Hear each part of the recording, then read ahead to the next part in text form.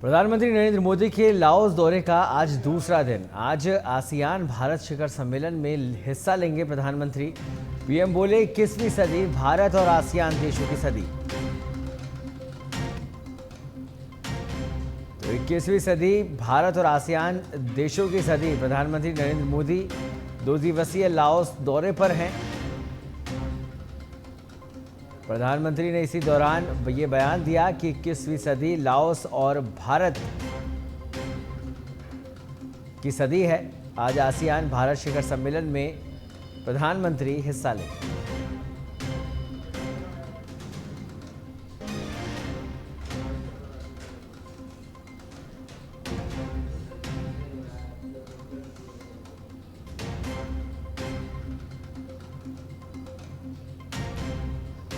और इस खबर पर अधिक जानकारी के लिए हमारे साथ जुड़ गए हैं दिल्ली से political editor Rajiv Tiwari. Rajiv, ASEAN और भारत की 21वीं सदी है, ये बयान दिया प्रधानमंत्री नरेंद्र मोदी ने। फिलहाल उनका दूसरा दिन है लाओस दौरे का। क्या कुछ अपडेट दौरे को लेकर, और इस बयान को आप किस तरह से देखते हैं?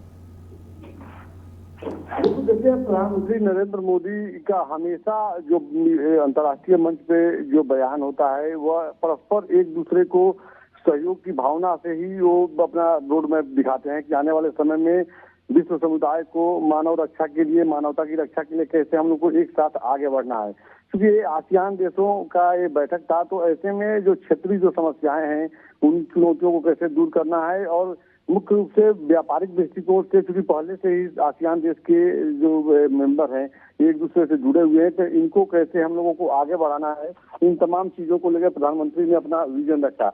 और यही सबसे महत्वपूर्ण बात यह है कि देखिए, प्रधानमंत्री को सुनने के लिए, प्रधानमंत्री को जानने के लिए जो है सभी जो राष्ट्राध्यक्ष जो इसमें मेंबर हैं वो काफी उत्सुक भी थे। और प्रधानमंत्री ने साफ तौर पे एक पॉजिटिव मैसेज दिया है कि आने वाले समय में हम लोगों को जो है हर दृष्टिकोण से, व्यापारिक दृष्टिकोण से अगर बात किया जाए तो देखिए, अगर बात किया जाए इंडोनेशिया की बात की जाए, मलेशिया की बात की जाए, फिलीपींस की बात की जाए, सिंगापुर, थाईलैंड, भारत और वियतनाम, इन देशों को, लाओस, कंबोडिया, ये जो देश हैं जो जिनका संगठन, इनको कैसे परस्पर एक दूसरे को मदद करना है। क्योंकि आने वाले समय में दुनिया में तमाम चुनौतियां हैं, चाहे वो प्राकृतिक दृष्टिकोण से देखिए, व्यापारिक दृष्टिकोण देखिए, या आतंकवाद एक दुनिया के लिए सबसे बड़ी चुनौती है।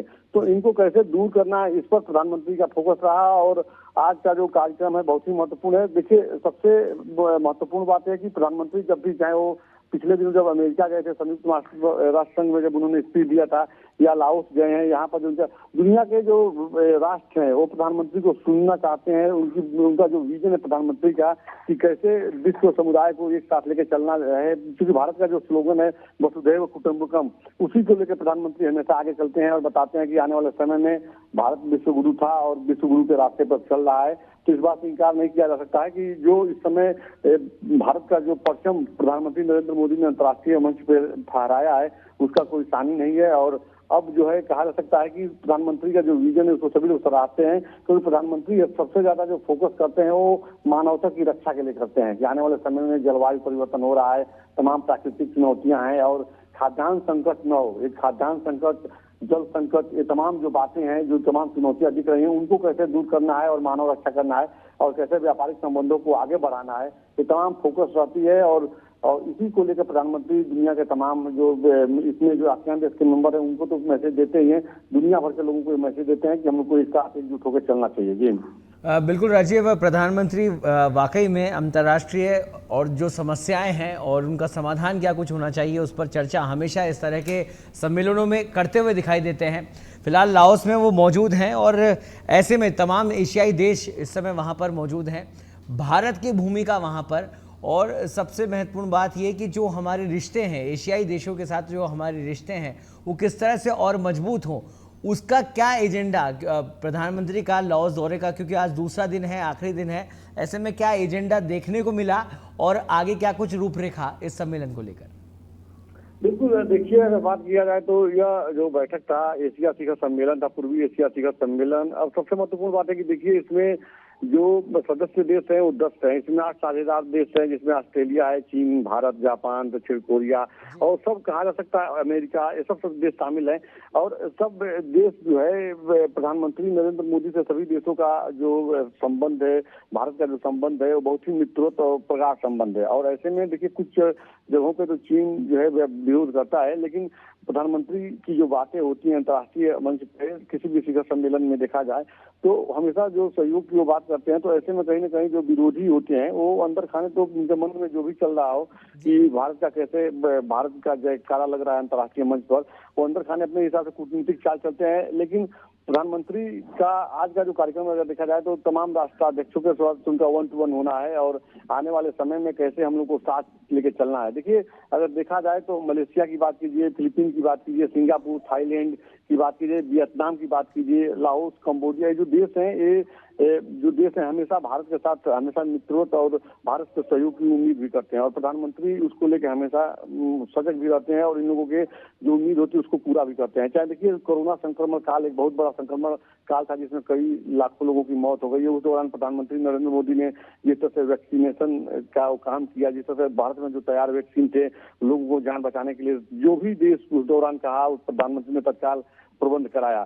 तो यह एक प्रधानमंत्री की जो सोच है, या प्रधानमंत्री पिछले दिनों जब यूक्रेन गए वहां के राष्ट्राध्यक्ष से मिले, रसिया गए वहां के राष्ट्राध्यक्ष से मिले और जो युद्ध चल रहा है उसको विराम करने के लिए उन्होंने अपने तरफ से पूरी कोशिश की, सारी बातें सामने रखी कि आने वाले समय में मानव संकट के लिए ये काम अच्छा, मानव संकट के लिए बड़ा संकट बन सकता है। या इजराइल में जो युद्ध चला है, इजराइल और ईरान का चल रहा है, तो प्रधानमंत्री को एक शांति दूत के रूप में इस समय दुनिया के राष्ट्राध्यक्ष देख रहे हैं, क्योंकि प्रधानमंत्री जो मध्यस्थता कर रहे हैं, प्रधानमंत्री की बातों को जिस तरह से तमाम देशों के लोग मान रहे हैं, तो ऐसे में प्रधानमंत्री की भूमिका बहुत बड़ी हो जाती है। और आज भी प्रधानमंत्री लाओस में है तो तमाम व्यापारिक मुद्दों पर समझौते होंगे, बातें होंगी, लेकिन आने वाले समय में विश्व समुदाय को कैसे एक साथ लेकर के चलना होगा, कैसे वसुधैव कुटुंबकम का जो भारत में जो बातें होती हैं उनको कैसे एक दूसरे को परस्पर सहयोग करते हुए साथ लेके चलना है।